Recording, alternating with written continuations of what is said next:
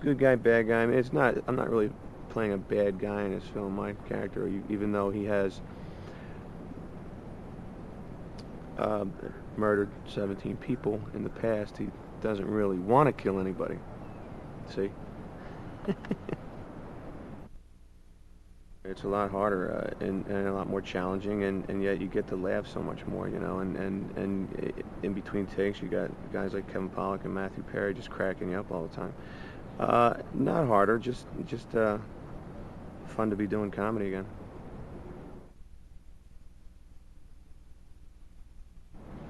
Matthew is hilarious. He's innately funny. He's funny in real life and very, very funny in this film. He brought so much more physical comedy to the film that wasn't really on the page, and it just makes you laugh out loud.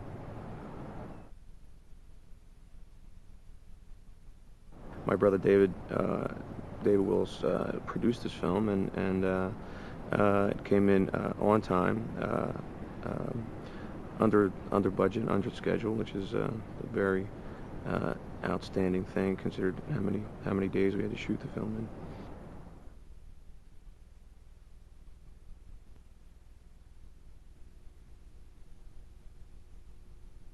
When I first got the script, a couple of things were intriguing. A, Bruce Willis was already attached, and that was very intriguing to me to work with him. Also, it was very reminiscent of a film that was in the mid-'70s called The In-Laws. It was a Peter Falk, Alan Arkin movie that I really, really loved. And in that movie, Alan Arkin played a dentist who got caught in kind of mob activity, which is very similar to this. We were kind of aspiring comedically to get to that level. And then I just started to hear about the cast getting together, and Natasha Henstridge got involved, and Roseanne Arquette, and Kevin Pollak, and Harlan Williams, and Michael Clark Duncan, and it just seemed to be this wonderful cast, and the director, Jonathan Lynn, who brought you My Cousin Vinny, and some other films. And it just seemed like it was going to be a good movie. And as an actor, when you're looking at different projects to possibly do, you want to surround yourself with the best people, and I think I've done that here. I think it's been really neat being able to teach Bruce Willis, acting techniques and styles, because he kind of came to the set just not knowing what he was doing. And he was like a little kid, and I just said, it's going to be okay. Just when they say action, you start, and when they say cut, you stop. And he had never learned that. Yeah, how to hit your marks, and you have to. What he didn't understand was that you have to ignore, when acting, you have to ignore the camera. He didn't get that, so I showed him, and I think it worked out rather well. So good luck, Bruce. My thing with Jonathan Lynn, the director, is pretty much anything he says, I just go against. If he makes a suggestion, I'll just go directly the other way. I think pretty much all his comedic instincts are wrong. So, given that there's no gray area, he's not right ever, so you don't have to. You just kind of go against whatever he says. But seriously, he's been great, and his background is in comedy, and we kind of began to understand one another without even talking to each other about different takes and different ways to go about it. And that was really lucky, because that was the one element that I just had no idea. I know his movies. His movies have made me laugh, and you just kind of either are lucky in a way that you get to bond with the director, or it's just a struggle creatively every day. And I'm not the kind of actor that just comes in and just says what's on the page. I love to just come in and pitch different things. And so, 5 out of 10 of the things that I pitch kind of every day sneak their way in there if he agrees, and he tends to agree a lot. So the dynamic actually has been really good. Plus, he's an excellent, excellent kisser. So there's that.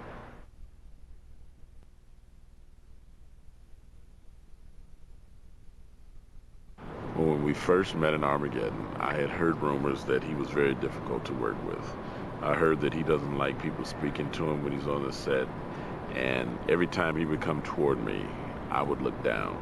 So one day he stopped me. He said, "Hey, Michael," he said, "how you doing? I'm Bruce." I said, "Hi." And I was very straight, wasn't smiling nothing. He said, "How come you never speak to me?" I said, "Well, I've heard that you don't like people talking to you and this, that, and other." He said, "Have I ever treated you like that?" I said, "No, I can't say that you have." He said, "Would you please speak to me from here on out?" And after that, we were the best of friends. Frankie kind of likes Oz.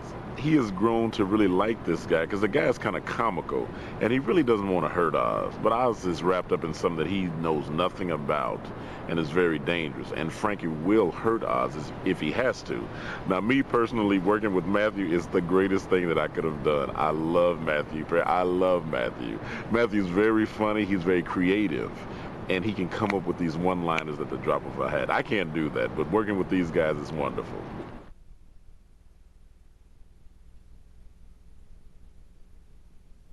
Working with Bruce has been really just a joy. He's such a generous person. He's such a nice, he's funny and entertaining, and when he's on the set, everybody knows it. He's got such energy about him. We only really rehearsed together, so we only crossed paths rehearsing, but the dedication that he has to this film was so inspiring for me, and I think for all the other actors. He really set the standard. And sometimes you think of movie stars, big movie stars like Bruce Willis, and you think, they're going to show up 6 hours late, and they're not really going to be all that interested in this and that, and which was not the case with him at all. He was very professional, and he's just a great guy, so generous. It is easy working with Matthew, absolutely. I mean, he's so talented, and it was such a learning experience for me doing this film. Just in rehearsals alone, I saw so much of, you watch people on, Friends with Matthew or on the movies that he does, and you're like, oh, that's funny, cute, great, and you're always entertained, but you never realize the work and the thought that goes into everything. And Matthew is very serious about his job. Very funny to be with, don't get me wrong, very funny to be with, but very much into his job and getting it right and how the scene should be going and that sort of thing. So with Matthew and Jonathan, I really feel like I have a great guide, and I'm learning a lot. But Matthew, I mean, the biggest thing with working with Matthew is literally trying to keep a straight face. Literally. I mean, you're sitting there and you're doing his close-up, and you're behind the camera, and sometimes you just have to look away. You can't even look at him because you're just going to die in laughter, and ruin the whole thing. So, yeah, he's a lot of fun.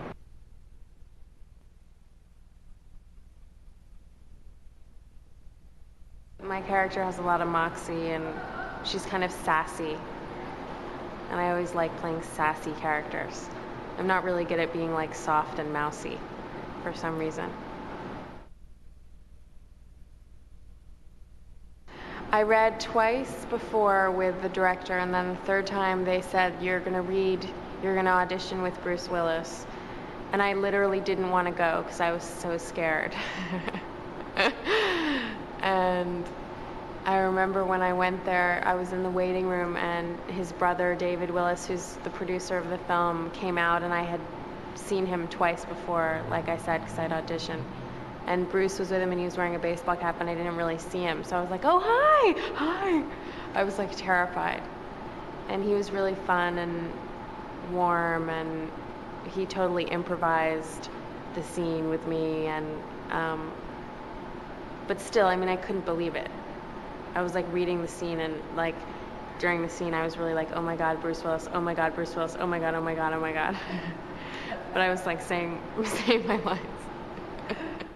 My manager conferenced me with the casting director, and I had just gotten off a plane because I was doing this TV show in Berkeley.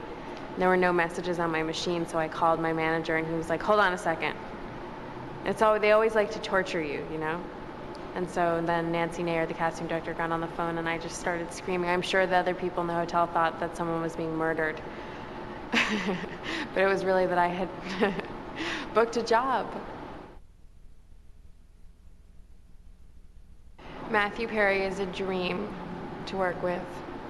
And he's literally one of the funniest people I've ever met in my life. He's... Yeah. I can't stop laughing when I'm on set with him. And he's a real dork. He's really a dork at heart. And yeah, I mean, the whole time all we do is like learn gags and bits from like Matthew and Bruce. Bruce like talks about his moonlighting days, his days on moonlighting all the time, and how funny he was. And Matthew talks about how funny he is on Friends, the #2 show in the United States. And because I think ER is number one, but anyway, something. And so they have their little like banter, and they compete with their gags and their bits, and us lay people just sort of sit back and try to learn something about comedy.